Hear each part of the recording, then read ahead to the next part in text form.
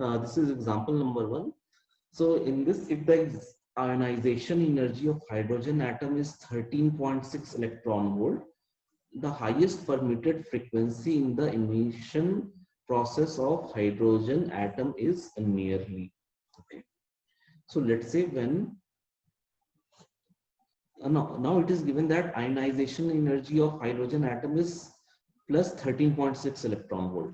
We know that when electron is in ground state of hydrogen, its energy is minus 13.6. If we supply exactly same amount but in positive sign, let's say 13.6 electron volt energy, the total energy of electron will become 0.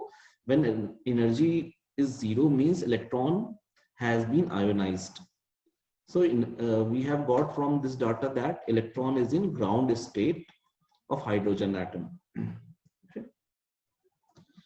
Now the highest permitted frequency in the emission process.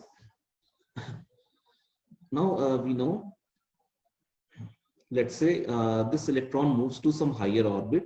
In this process, delta E amount of energy is released. So corresponding to that energy, energy is H into nu. So we need to supply some energy, and let's say that energy is coming from some radiation of frequency nu. So we need to find the highest permitted frequency. Okay. Now we know that frequency is directly proportional to difference between the energy, and difference between the energy will be maximum when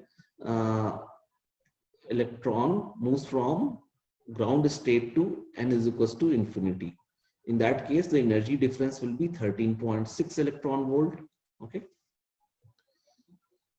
So is equals to H, that is Planck's constant. So we have to substitute the value, okay, into nu.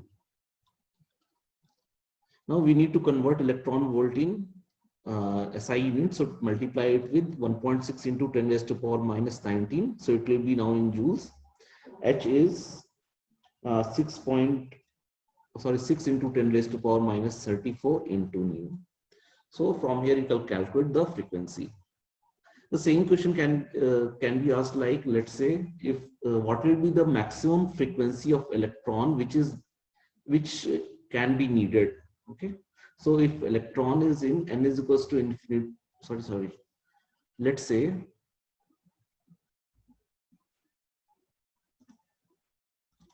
if electron is in n is equals to infinity orbit, when it moves from n is equals to infinity to ground state, in this process it will again release a photon. Okay, in that one we need to also calculate what is the frequency of that one. Again, here energy is minus 13.6, here energy is 0. Difference between the energies, delta E will be 13.6 electron volt.